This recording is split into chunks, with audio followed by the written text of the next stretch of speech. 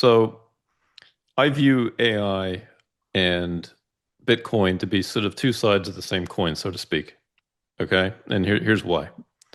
So if you think about a world where we have AI agents doing things for us, AI agents are going to want to find the most frictionless way, the fastest way to execute transactions. And there may be plenty of things that the AI is doing where speed is important because if you're competing against somebody else, whether it's stock trading or foreign exchange conversions, right? There's a competitive element to it. You want to be quick.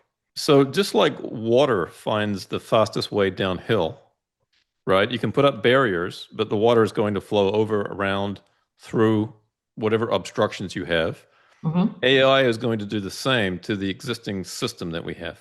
That's one way to think about it, right? So AI is going to find whatever is the best system. Whatever system allows AI to convert $1 billion from US dollars to New Zealand dollars on a Sunday afternoon with no friction, AI is going to find that, Yeah. right? So that's sort of one way to think about it. The other way I think it's important to think about is as Tesla puts all these products and services into the world, more and more of what we do is going to be powered by AI, right? We're going to take humans out of the loop in more and more things. So it's kind of silly to think that if we're creating a new system where humans are not in the loop, why is our monetary system that we have today going to persist? Yeah. I mean, It's not. You're yeah. not going to put a new system on top of an old system, Yeah. right? So all this new stuff that we see with AI and robotics, it not only is it going to demand a new system, it can't operate on the old system, right? The issues that banks have and the things, Yeah. the roadblocks that they put up Yep. here in the US, for example, we're still seeing that they're debanking people that are involved with Bitcoin, Hmm. Yep. right?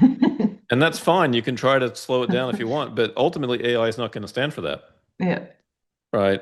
Mm. It'll find its way around that. So that's kind of my quick perspective on that. And the whole I think, center, the banking industry is archaic. It's very again. I had Simon on last week, and he was talking about the way that you send money overseas. If you're doing a remittance and it goes through 15 banks or something, yeah, or Visa and Mastercard, it's credit transfer, it's debt transfer, and there's just so many points along the way, and it takes days, and it takes all fees all along the way.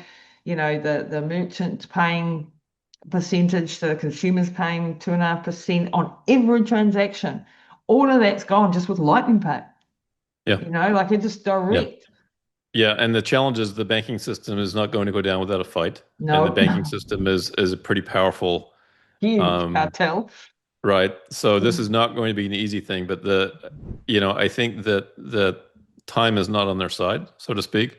Mm. Um, Technology is going to advance to such a point where it's going to demand it. The banking system is not going to work. For example, if we have AI agents and we have micropayments for certain things, the banking system can handle a tenth of a cent Millions of payments a yeah. trillion times. It just can't handle it. Yeah. Right. So fundamentally, we need something else and we need it really quickly. Yeah. And so this is coming. And again, it's going to be messy. It's going to be, you know, it's going Yeah. to look Deep like the banking banks are winning, products. for example, and then they aren't all of a sudden. The good news, I think there are now more and more people in government that understand this. And so hopefully we'll start to see some change at that level too. Yeah, in America. Yeah. Goodness knows Yeah. about the rest of us. Well, it will come and hopefully sooner rather than later. But again, there's nothing stopping AI, and AI is going to demand a new financial system. Yeah. That's kind of my operating thought. Now, again, there's going to be all kinds of challenges and issues as we go through that transition. It's not going to be Yeah. smooth. I mean, you've got the situation in America now where you've got the government going really forward with the stable coins, right? Stable coins are coming in. That's really going to be beneficial for the Treasury, for the US bonds. market, which has been having trouble selling some of the bonds Hmm. because they weaponized the system against Russia and, other things that they've done to weaponize against other countries. The stable coins might be a temporary fix for that, but it's certainly shaking up like the European Central Bank and and China, who are trying to push forward their CBDCs quicker. I mean, China's Yeah. already got a CBDC, but nobody's using it. So they're trying to now push that because these stable coins are a threat to that system, right? And the same with the European Bank. They're Hmm. trying to get their CBDCs. I think it's been pushed out to 2029. And these are Orwellian spy coins. They can control everything. The people need to understand this. They can control everything that you spend your money on. They That's can right. say, you're too fat, you can't buy chocolate biscuits. That's how, that sounds ridiculous, but that's exactly what they can do when you are in that central bank digital currency system. Stable coins are throwing a wrench in the works. How do you see that playing out? It's a pretty big deal. Um, and is it going to support the US government, you know, short term but not long term? Because is that going to cause, uh, sell off of dollars in other parts of the economy? How do you see it all playing out with stable coins? I'm still trying to get my head around it. Yeah, no, I think in the near term, I think they're important, and I think we're going to go through some years where it's going to be very messy, and there may be a crisis or two along the way. Mm, Um, Again, if we look out to some endpoint, Elon mentioned this actually at the annual shareholder meeting, and he said at some point, what is money? And basically, he said at some point, money really is just simply energy, energy, energy. right? Everything that we produce, good or service, has a certain amount of energy that's gone into it. And even the labor can be measured in calories, right? Or you can look at, kilowatt hours of actual electricity use. So it actually may make more sense to price everything in terms of energy. Hmm.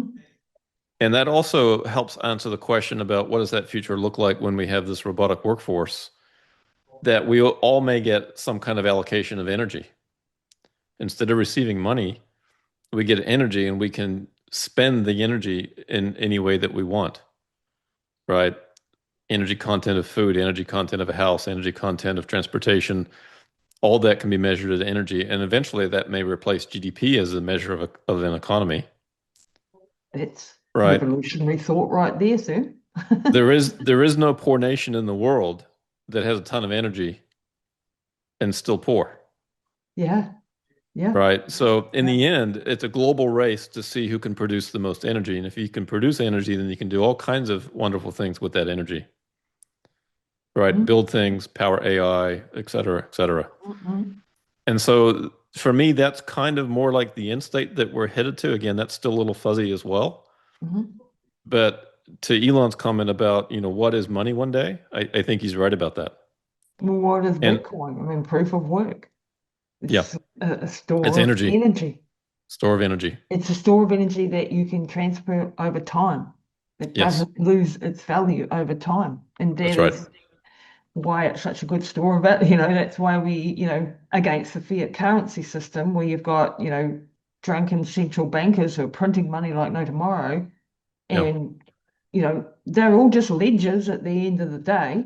But one ledger is controlled by the central banks and the governments who can print as much as they want of it and steal from your future.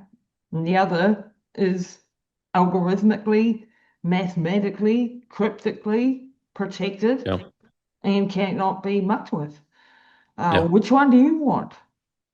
We've grown yeah. up with fiat, so we've grown up with a fiat currency. We've grown up with the New Zealand dollar and the Canadian dollar and the US dollar and all these things. That doesn't mean it's not the one that's being, and we're at a turning point. We all know, we can see it all breaking. And as it breaks, that's the big question is, you know, what sort of, excuse me, fourth turning are we going to go through? Is it going to be a Right. war, or can we avoid war? Is AI going to help us avoid war? Because we Let's can hope so. settle this in other ways. These are all Yeah. the massive questions of our time. that nobody really has the answer for yet. But I'm just hoping we can avoid a physical war, and I think we've got a good chance of that. But there's The, going to be massive disruption. the beautiful thing about Bitcoin is it's mutually assured cooperation. The more Mm, people that are on the network, the better the network is, the stronger it is, right? It yep. benefits everybody. The more people that buy Bitcoin, the better it does, et cetera. So that's one thing. But this transition that you're talking about is so unclear Mm, in terms of where we're going. We're going to have a natural sort of change in the way that money is I'm sure what the right word is here, but valued or viewed. Yeah. based, Yep. right? Away from the petrodollar to this more energy-based money, solar, I guess really solar-based money.